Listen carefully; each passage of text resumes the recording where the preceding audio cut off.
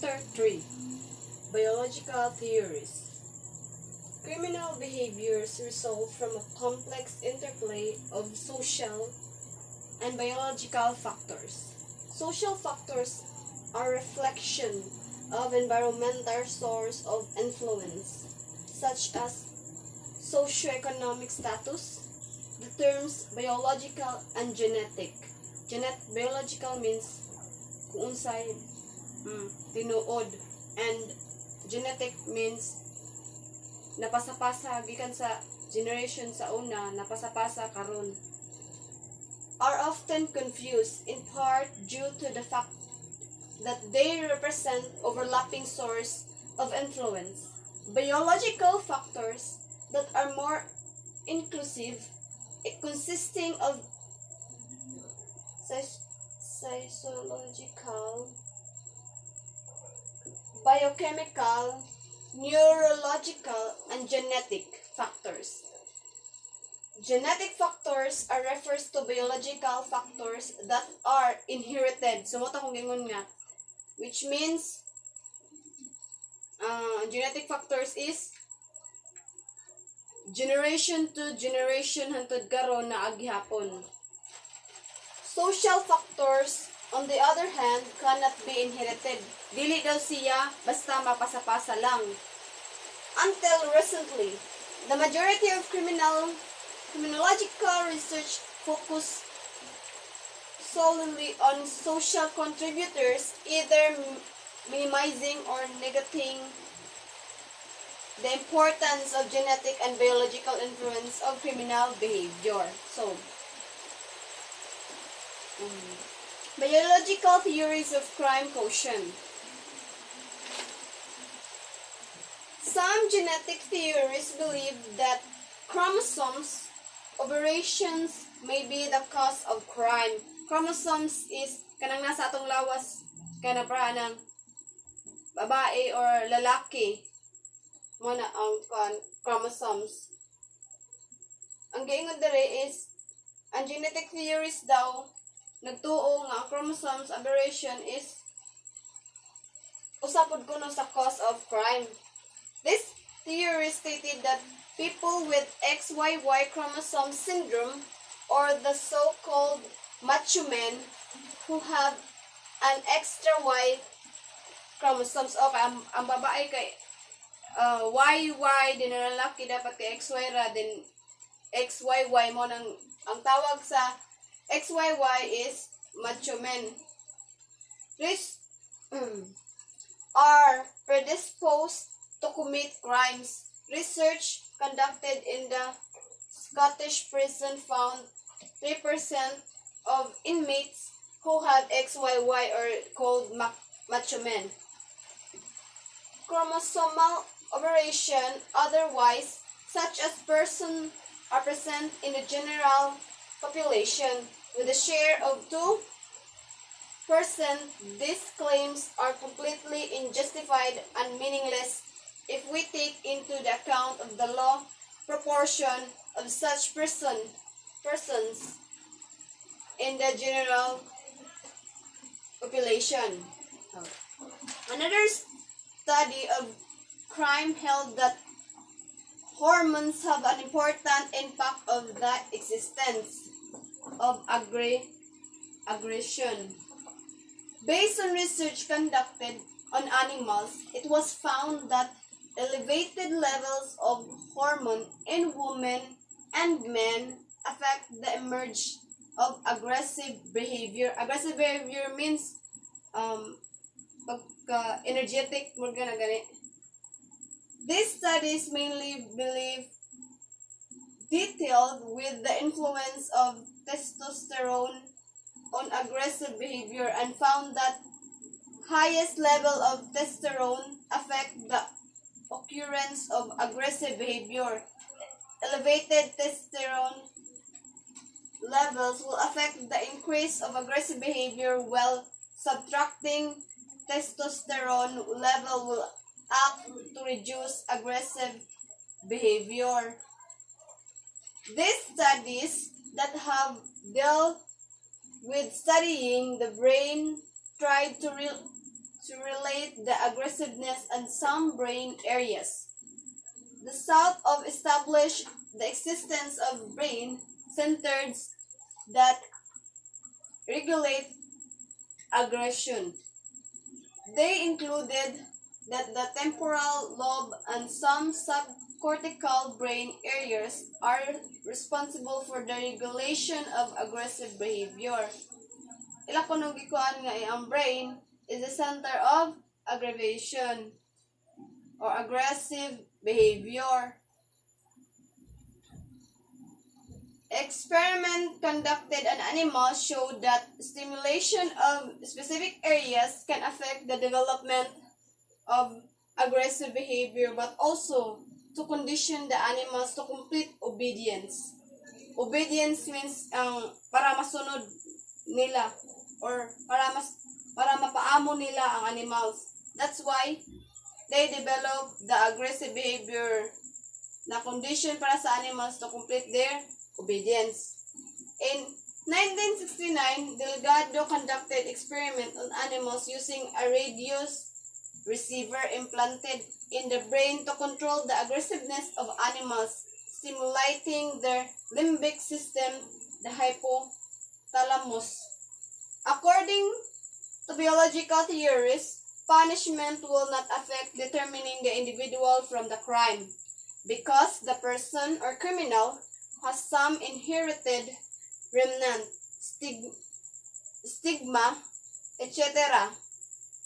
Biological theories of crime causation, where the first theories were scientific methodology was used. So ang biological theories of crime causation daw ang kinaunhan nga theories sa mga gihimo sa mga scientific methodology nga ang ilang gihimo is methodology. Lombrosian theory. The father of modern biology was the Italian Cesare Lombroso, 1835 to 1909. So, ang father of biology na yun si Cesare Lombroso, kung siya Italian. He altered the classic focus of crime from legalities and punishment to the individual crime. So, iyang gi-change ang focus sa kasi focus sa legalities and punishment to the individual crime. Lombroso proposed that people are biologically different from other human beings. So, Lombroso na nag-propose siya ng criminal na kuno kay lahi sa other na human being. He believed that people are throwbacks to a more primitive state of human evolution and that criminal tendency is inherent. So, iya mo ito kaya ang criminal law is muna siya ka ng mga throwback sa tao sa una. Muna na inherit nila ang criminal tendency, criminal behavior. So, basically, the positive theory. Criminals are born, not made. So, ang tunay kay ang nabuhi ko lagi mo. So, this is an example of nurture or of nature or nurture. Focus on biological and psychological factors to explain criminal behavior. So, what is positivist theories. So, Cesare Lombroso, 1835 to 1909.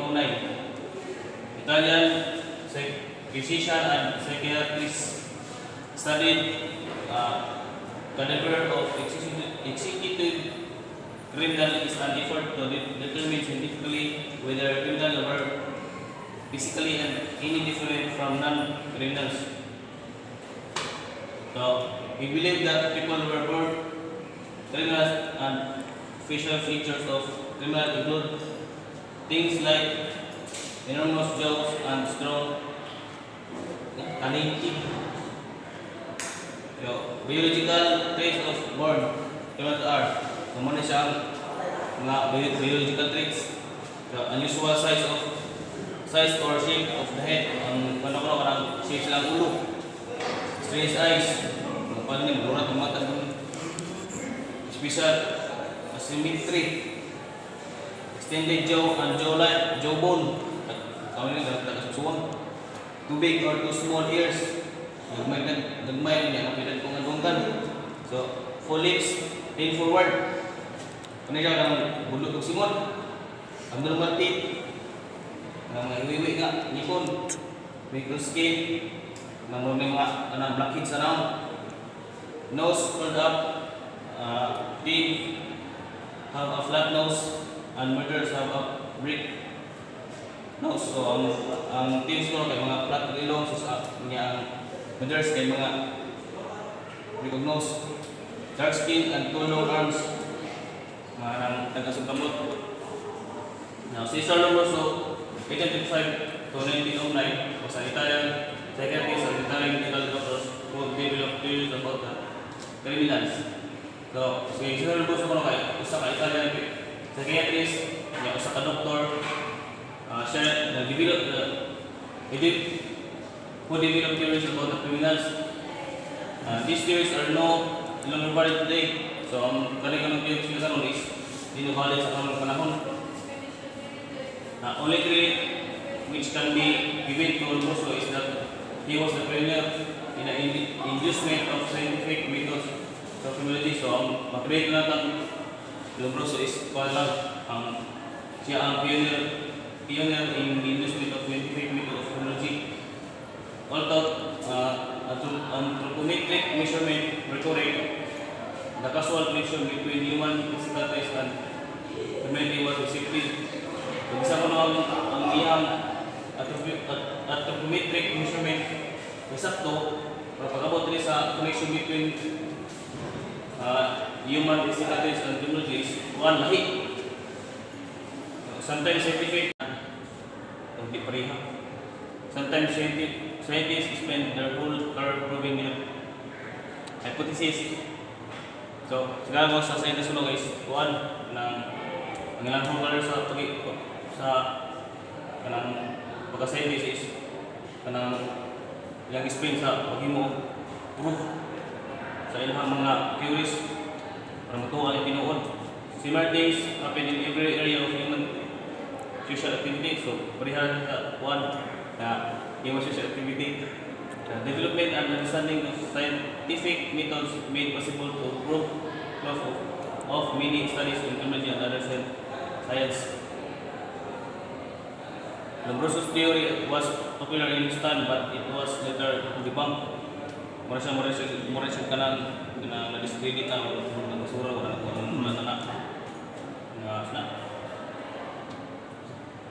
Some idea fall out of favor in science as well as in politics with time.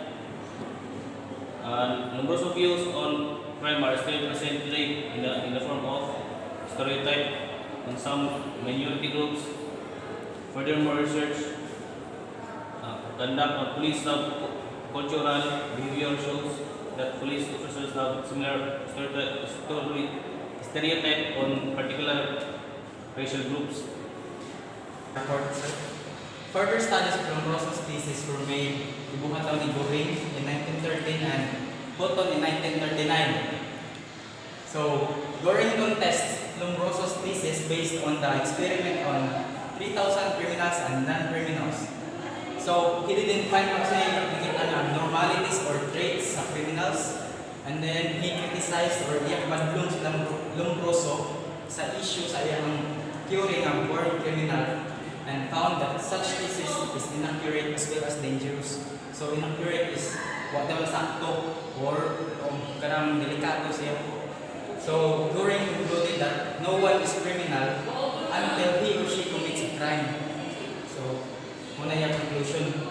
So, sa Houghton, confirms Lombroso's thesis based on the research he made in 14 criminals and 3,000 non-criminals from 10 federal states of US. So, confirms si Houghton sa thesis ni Lombroso. So, this is the theory of Lombroso. This is the theory of Lombroso. So, popular daw niya ang theory sa una sa iyang pantay, but it was later debunked or na wag tang nagkalit. So, some ideas fall out of favor in science as well as in politics. with time. So Lombroso's views on crime are still present today in the form of stereotypes in some minority groups. So furthermore, research conducted in police subcultural behavior shows that police officers daw is naparehas of stereotypes on particular racial groups. So next, criminology theories of crime. Overview of criminology theoretical schools of thought. So Jordan is interested in criminology and he's heard that things before enlightenment were pretty bad for criminals and people suspected of being criminals. So lain daw sa mga criminal nga na pasangin lang na siya. Muto yan ang batian. So but he's still not quite sure if hindi siya interesado what the classical school of criminology is about. So let's proceed to this. So to understand the classical school, Jordan's teacher tells him to remember the 5 key principles of classical school of criminology. So the 5 key principles are rationality, hedonism, punishment, human rights, and the last is due process. So first, rationality. The classical school assumes that people have free will and that they choose to commit crime. So ang tao is naay kanang rights nga, naay human rights din. Nasa'y katungod nga mo choose or mo buhat siya kanang crimes. So for example, if Jordan decides to steal something at the store, he is not forced to based on some destiny, then he chooses to steal that candy. So not only that, he thinks about it beforehand, usa siya buhat, he says to himself that I really want candy and I don't have money, so I will steal it. So this is the rational thinking that goes into his planning to commit crime. Then second is hedonism. The classical school also assumes that people seek pleasure and try to avoid pain. So, classical school daw, ang mga tao daw is seek o ka ng kasiyahan and to avoid pain. So, for example, when Jordan looks at the candy in the store, he thinks about how it will bring him pleasure. Or before siya makuha, una siya, unsa ni siya ka, di pa kung makuha niya. So, he steal it. So, mauto niya ikawat. So, next is punishment. Remember how we said that the idea was the idea of hedonism. Go. Punishment. Remember how we said that the key idea was the idea of hedonism where people seek pleasure and try to avoid pain? So, well, that informs punishment. According to the classical school, for example, if Jordan thinks about stealing the candy and then realizes that he could go to jail for it, he might not steal it because he'll be trying to avoid the pain of jail. So, ang punishment daw is, kung una-una siya nga, magkawat siya, and nakarealize siya nga, uy, sakit tayo ng mga to jail. So, kung makauna-una siya nga, di siya magkawat, kung may punishment. And then, in this way, the classical school of criminology believes that punishment works as a deterrent of crime.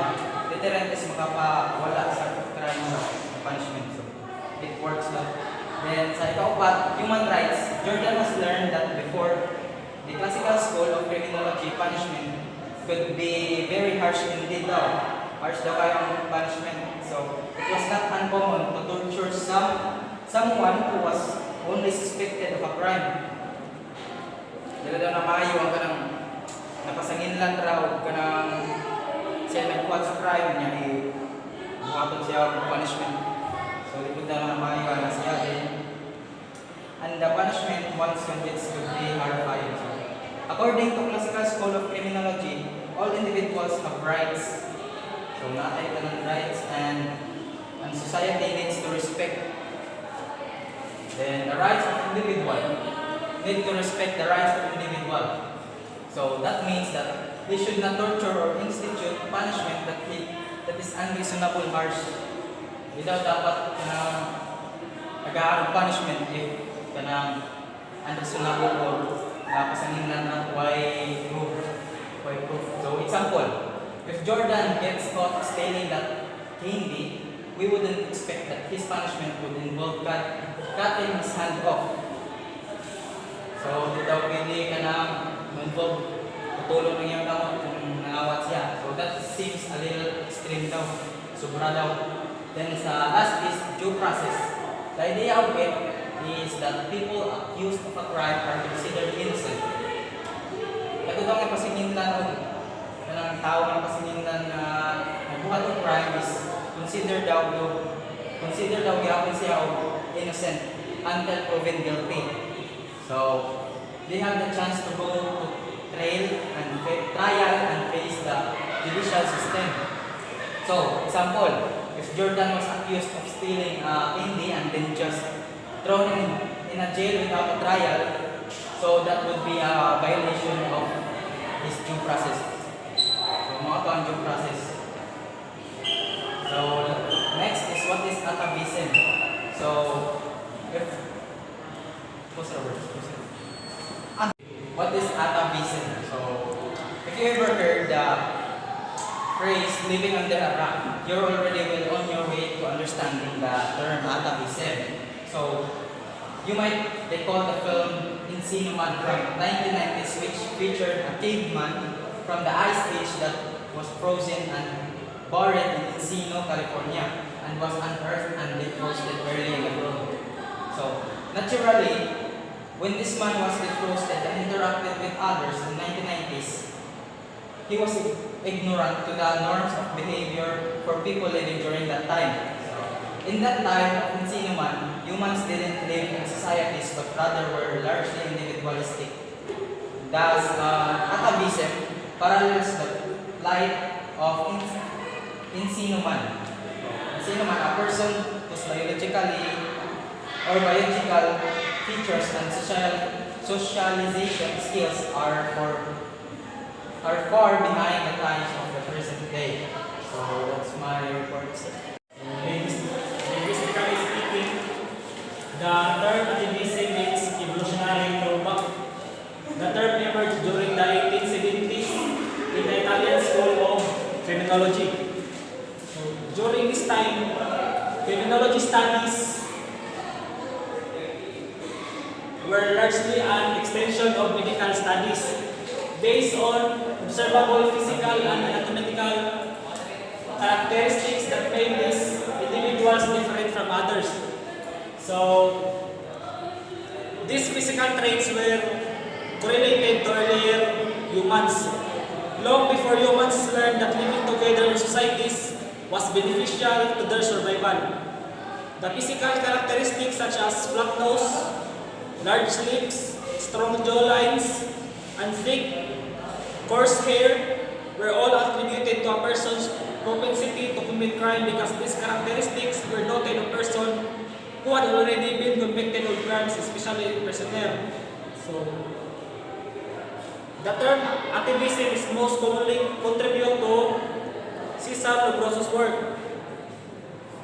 Lombroso was an Italian physician and criminologist who proposed the notion that criminal behavior was innate and only partly caused by psychological and environmental conditions. In short, he believed that some people were simply born criminal. So, sa kuan ni Cesar Lombroso ngayong theory is kuan daw ang kita daw tanan human nga nabuhi daw mga kriminal na daan. So, as indicated earlier, scholars at this point in the time largely conducted their research on prisoners and vagrants for which little regard was given. So, ethical consideration and standards were thoroughly established at this point in history. As a result, conducting experiments on people was largely unregulated as time passed on. So, then as a victim precipitation is a criminology theory that analyzes how a victim interaction with an offender may contribute to the crime being committed. So the theory is most commonly associated with crimes like homicide, rape, assault, and robbery. So, like all criminology theories, victim precipitation relates to how and why crime happens. So while most theories focus on the acts and intention of the offender, victim precipitation seeks to understand the interaction between the victim and the offender. So ang sa ang buot pasabot ang victim precipitation is one kanang iyang i-study ang about sa unsay gibuhat sa victim nga nganong na commit na siya ang crime. So, under this theory, the victim is viewed as active participant. So, active participant in the crime. So, this happen in two ways. First, the victim is the participant in the crime who is up first. So, murag na gibuhat ang kanang victim nga may mga patrigger sa usa ka tawo nga makahimo og crime niya. Moto ang moy pasabot sa ani nga theory. So, victim is the participant in the crime who act first. So, and the second, the victim encourages or provoke the offender to commit the crime. So, mao to siya nga ang victim mo og pagi nga makahimo to og crime ang usa. So these are the primary components of the victim precipitation theory. So ang example ani is about Cain and Abel are having a drink at the local tavern. So Abel owes Cain money, and as the night progresses, Cain becomes increasingly agitated with Abel's failure to pay his debt. So finally, Cain snaps. He shouts at Abel from across the bar and then charges at him. Brandishing a pistol, he fires a shot towards Abel. So barely missing his head, and then Abel pulls a knife and stabs Cain to death at two whistle on the floor. So ang situation natin kay si Abel daw kay naiutang nga kwarta ni Cain. So si Cain si Abel wala man siya nakabayad. Wala man siya nakabayad sa utang ni Cain mo to si Cain nasuko mo tong gikuha niya si Abel yang gipusin niya na wa man siya kay kun aw na nagtutsingan raman si Abel. Then mo tong si Abel dagan ni punit og kutsilyo si Abel then gidunggab si Cain niya mo to nang matay silang duha. So ani nga scenario kay ang biktima ni kay si Abel. So under the victim precipitation theory, Cain's participation is his own death can be analyzed by applying the theory to components. First, Cain was initial aggressor. So aggressor siya ang nagunaog. He started the verbal altercation. So siya ang nagunaog bunot o kanang armas. Then, and he started the physical alteration to yung ipusin si Abel. So, when he fired the pistol Abel. Second kay si Cain clearly provoked Abel. He ran towards him aggressively, intending to kill or seriously injure him. So, mo to yung giboslan si Abel mo to na nadunggaban. So, victim precipitation theory also relates to interaction that make a victim susceptible to crime. So this application of the theory is known as victim facilitation, and it concerns situation where a victim negligence or carelessness make them more vulnerable to criminal conduct. So dili tanan nga sala sa suspect. So ang hinungdan pud sa tanan nga mga crime kay tungod ra pud sa victim. So the next is William Sheldon's theory. So have you ever made a snap judgment based on how someone look like kanang mo siyang una pa lang mo siya nakitaan maka naya mo singin sa imong una nga muna yang kinaiya like kana bakit na kag naitato nga tawo ang musingin din sa imong uto kay kana siya nga tawo kay kuan siya murag addict murag ingana. So William Sheldon thought body types could define personality. So who is Sheldon? So Sheldon is an early American psychologist born on November 19, 1898. Sheldon was a watcher of people who took his observation and formed a theory about them. So, we'll draw the conclusion about people based on how they look. Maybe we think blondes are smart or that all skinny men with glasses are scientists. So, presa na itong mindset karon nga kung makita tao ka ng na naka-glasses nga tao at una-una na niya is genius. So wala ka kay bawo nga basin nag-glasses na siya kay tungod kay kuha na siya kanang blurred na og pananaw. So mo ingon nga we don't judge the book by its cover. So, take a look of some famous blonde like biologist Jane Goodall or Supreme Court Justice Sandra Day O'Connor for evidence. So Sheldon used his observation to classify body type in 3 categories: the ectomorph, metamorph, endomorph, and mesomorph. So, what is ectomorph? The ectomorph, according to Sheldon, was a thin, introverted person with poor social skills. So, ang meaning sa ectomorph kay muna siya introvert siya nga person, muna siya di siya hilig makipag-socialize. Oh, yeah. Then, take of television, Steve Urkel or Greg from Diary of a Wimpy Kid, or even Sheldon from the Big Bang Theory. This characteristics possesses the ectomorph body type. So, endomorph. Now, reverse your thinking. What personality jumps into your head when you think of Santa Claus? Do you naturally associate with a jolly, fun personality with people who are rounder in physique? If so, you're putting Sheldon's body type theory into practice. Santa Claus possesses the endomorph body type, which is a rounder body and more relaxed personality with the following physical characteristics. So, pear shape or round with wide shoulders and hips, high body fat in all areas including arms and thighs, slim ankles and wrists, adding to the funny character. So, Sheldon thought endomorphic people had personalities that were outgoing, funny, loving, laid back, and attention-seeking. So, endomorph ay, as it said in the definition, tambok.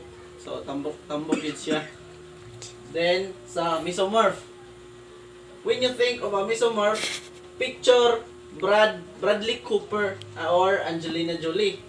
So, the mesomorph is a square body with an active personality and considered a more desirable body and personality. So, they have the following physical characteristics. So, muna yung characteristics sa mesomorph. So, broad shoulders and a narrow waist. A trim or muscular body with a strong feel.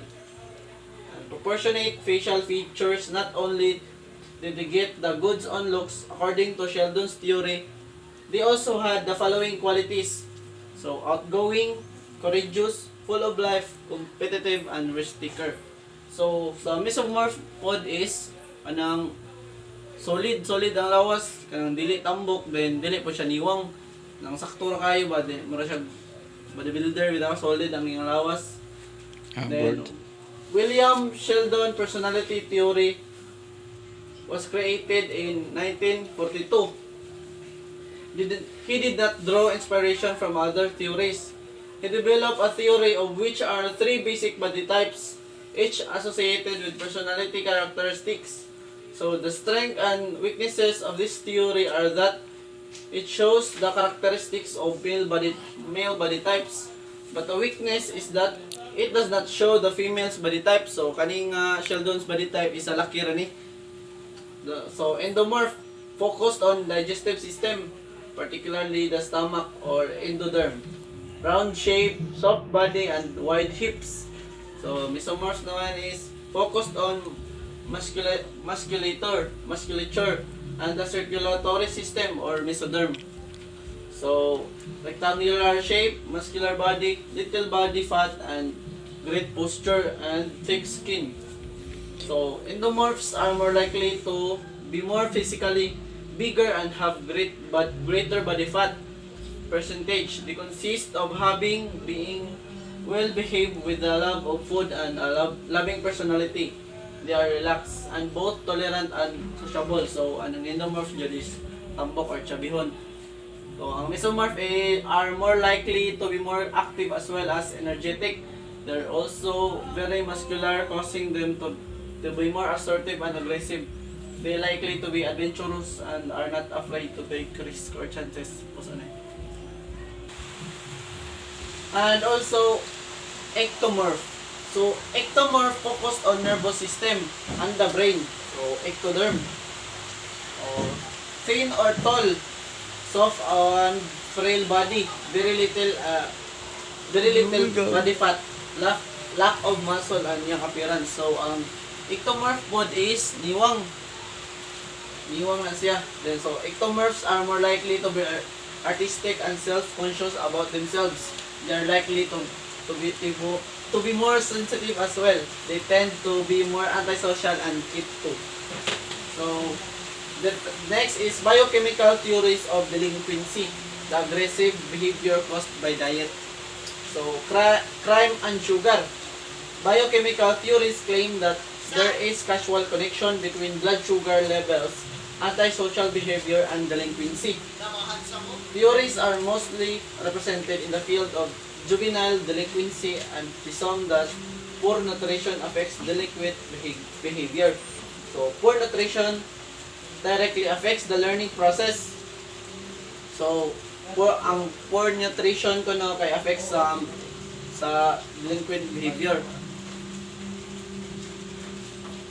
However, the causal connection between delinquency and candies isn't direct. So, excessively low levels of blood sugar or hypoglycemia can cause the development of negative behavior, nervous behavior, mental confusion, physical weakness, and delirium and violence. Excessive consumption of alcohol can cause hypoglycemia and increased aggressive behavior. So, excessive consumption ko ng alcohol, so kanang palabi og parahubog, so makakause ko na og hypoglycemia and increased aggressive behavior. Next is cholesterol and crime. So, clinical trials may found a relation between low cholesterol and aggressive behavior in animals. This study conducted in Sweden on 79,777 men and women at age 24 to 70 who had police arrest records for violent crimes, found in a strong connection between lowered levels of cholesterol and violent behavior.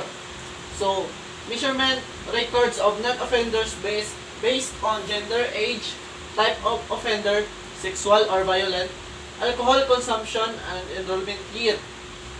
So, low levels of cholesterol are associated with persons who have difficulties with internalization of social norms and have the tendency to be irresponsible.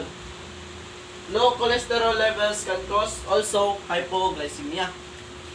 So, vitamins and crime. So, vitamins and minerals are very important in a regular diet. So, importante yun. Kabalo man ta usa ka importante ang vitamin sa atong lawas, atong diet.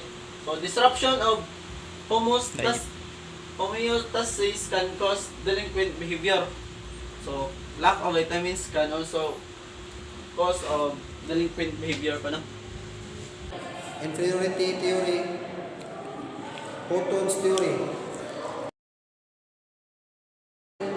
Ernest Albert Houghton, November 20, 1877, May 3, 1954, was an American physical anthropologist known for his work on racial classification. Houghton conducted detailed research on physical and racial characteristics and uses data to develop wide-reaching analysis of all racial components of American Indians, and more controversially, to attempt to characterize the physical attributes of criminals. While his efforts to connect the external physical form of people to their internal personality or character had some merit, his simplistic extrapolation to actual behavior was methodologically and logistically. Nevertheless, his academic work established physical anthropology as a scientific discipline in American universities, and his writing awake the general public's interest in this field. Houghton advocated a courteous approach to the claims of evolutionary origins of the human race, especially after the events connect to the discovery of the Piltdown Man, which was proven to be wax and a great slap in the face to scientific community in light of this Houghton wrote. No anthropologist is justified in restricting an entire selection of an unfamiliar type of fossil and from parts of the skull cap. One or two teeth and perhaps a few oddments of mandible and long bones. Inferences concerning the missing parts are very precious, unless more complete skeletons of other individuals of the same type are available to support the reconstruction. Houghton research project were filled with meticulous data, but he was not content with the mere documentation of details. For Houghton, the broader implication of his findings were the essence of his research. Thus, his study of the skeletal remains of Picos pueblo led him to identify various racial components and American Indians. Houghton remains famous for his work in criminology, in which he used his work in racial classification and applied it into the area of criminal behavior. Houghton believed in Cesar Lombroso's theory of the born criminal, according to which criminals could be identified the born based on their physical characteristic. Through his own research surveying American criminals, Houghton tried to find evidence supporting Lombroso's theory, suggesting that criminals have inferior characteristics compared to people who do not commit crimes. He classified those characteristics into sociological, psychological, physical, morphological, and pathological areas. For example, according to Houghton, first is criminals are less often married and more often divorced. Second, criminals often have tattoos. Third is criminals have thinner beards and body hair, and their hair is more often reddish brown and straight. Fourth is criminals often have blue, gray, or mixed colored eyes and less often dark or blue eyes. Next, criminals have low sloping foreheads, high nasal bridges, and thin lips. Last is criminals' ears often have rolled heads and a vestibular throat square. Based on this observation, Houghton concluded that the underlying cause of criminal behavior is to be found in physical characteristics.